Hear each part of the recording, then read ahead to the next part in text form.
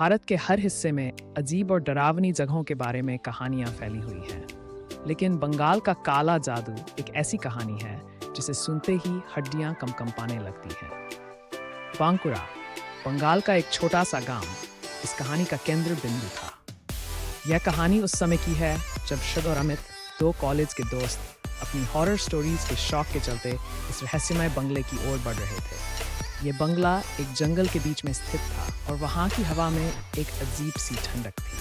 कहते हैं कि इस बंगले में काले जादू का प्रयोग हुआ था और कई लोग जिन्होंने इस बंगले में कदम रखा वे वापस कभी नहीं लौटे। श्रद्धा और अमित दोनों ही रोमांच और डर का सामना करने के लिए तैयार थे। उनके लिए ये एक चुनौती थी जिसे स्वीकार करने का समय आ चुका था। दोनों ने अपने दोस्तों से सुनी हुई कहानियों को एक चुनौती के रूप में लिया और तय किया कि वे बांकुरा जाएंगे और इस रहस्यमय बंगले के रहस्य को खुद जानेंगे। यार, मुझे तो अब भी समझ में नहीं आ रहा कि हम यहाँ क्यों आए हैं, श्रद्धा ने गाड़ी में बैठते हुए कहा। उसकी आवाज में थोड़ा सा डर था, लेकिन उसे लगता था कि इसे चुनौती के रूप में लेना चाहिए। अरे डर मत श्रद्धा, अगर हम डर गए तो हम क्या कर पाएंगे? हमें जो करना है वो हम करेंगे, अमित ने जवाब दिया और गाड़ी को बंगले की ओर मोड़ दिया। रास्ते में गांव के लोग उन्हें बार बार चेतावनी दे रहे थे, तुम दोनों जानबूझकर खुद को खतरे में डाल रहे हो।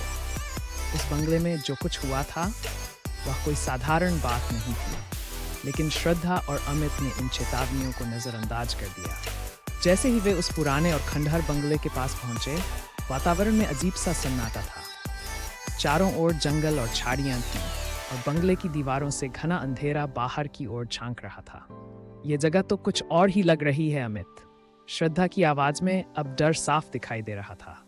तू डर मत, हम दोनों साथ हैं, अमित ने उसे समझाते हुए कहा और बंगले का दरवाजा खटखटाया। बंगले का दरवाजा धीरे धीरे खुला। अंदर की हवा ने उन्हें झकझोर दिया।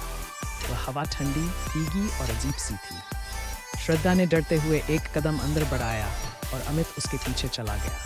वे दोनों धीरे धीरे बंगले के अंदर प्रवेश कर गए। बंगला बहुत पुराना और खंडहर जैसा था। दीवारें गिर चुकी थीं, खिड़कियां टूटी हुई थीं और हर जगह अंधेरा ही अंधेरा था। टॉर्च की रोशनी में भी सब कुछ धुंधला और अजीब सा लग रहा था। ये जगह तो बिल्कुल भूतिया लग रही है, श्रद्धा ने कांपते हुए कहा। अमित ने उसका हाथ पकड़ा और बोला, तुम डर मत, हमें इस जगह के बारे में और जानना चाहिए। दोनों ने बंगले के अंदर घूमना शुरू किया। कुछ कमरे बिल्कुल बंद पड़े थे, कुछ कमरे इतने पुराने थे कि वहां घास और झाड़ियां उग चुकी थीं। एक कमरे में जाकर उन्हें एक पुरानी सी किताब मिली। वह किताब बहुत पुरानी और सड़ी हुई थी। अमित ने किताब को हाथ में लिया और पढ़ने की कोशिश की। क्या तुम देख सकते हो, ये किताब काले जादू के बारे में है, अमित ने गहरे स्वर में कहा। यहाँ तो कुछ बड़ा ही खतरनाक था। मुझे नहीं लगता कि हमें और जानना चाहिए, श्रद्धा ने डरते हुए कहा। नहीं, हम अब इसे पूरा जानेंगे, अमित ने दृढ़ होकर कहा। वह किताब खोलने लगा। अचानक जैसे ही उसने किताब के पन्ने पलटे, एक अजीब सी आवाज आई। एक जोर की चीख सुनाई दी और कमरे का वातावरण अचानक से बदल गया। अमित और श्रद्धा दोनों चौंक गए। उनके चारों ओर हवा में कुछ बदल चुका था।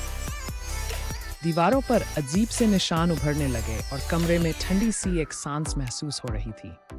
जैसे ही उन्होंने किताब के एक पन्ने को पलटा, एक धुंधली आकृति सामने प्रकट हुई।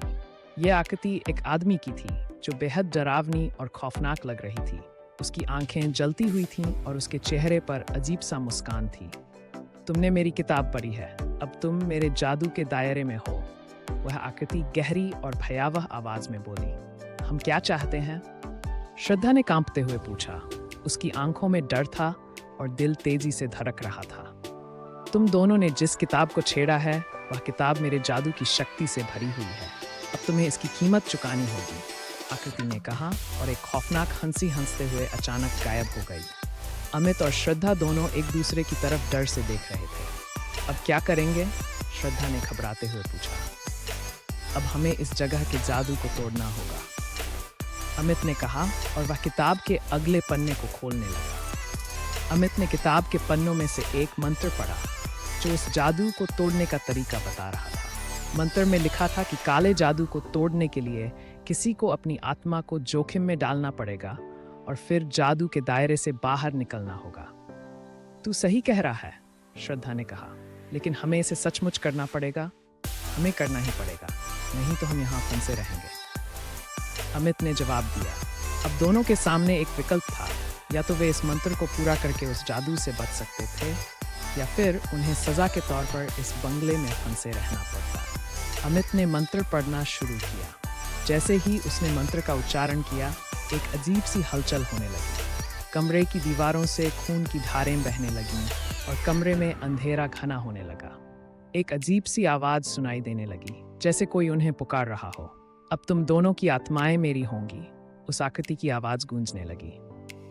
अमित और श्रद्धा दोनों ने मिलकर मंत्र का उच्चारण किया और जैसे ही मंत्र खत्म हुआ, एक तेज प्रकाश कमरे में फैल गया। वह खौफनाक आकृति गायब हो गई और बंगले का अंधेरा धीरे धीरे दूर होने लगा। हम बच गए, श्रद्धा ने राहत की सांस ली, लेकिन हम कभी इस जगह को नहीं भूल सकते, अमित ने गंभीर स्वर में कहा। दोनों ने उस खौफनाक बंगले से बाहर निकलते हुए अपनी जिंदगी की सबसे बड़ी डरावनी यात्रा खत्म की। रात के अंधेरे में बंगले का डर और उसकी अजीब घटनाएं उनके मन में हमेशा के लिए एक खौफनाक याद बनकर रह गई। वे जानते थे कि उस जादू से बचकर तो निकल आए, लेकिन वह जगह, उस जादूगर की आत्मा और उसकी किताब के रहस्यों से वे कभी भी पूरी तरह मुक्त नहीं हो सकते। ये कहानी बंगाल के एक खौफनाक बंगले के काले जादू और उसके भूतिया रहस्यों पर आधारित थी।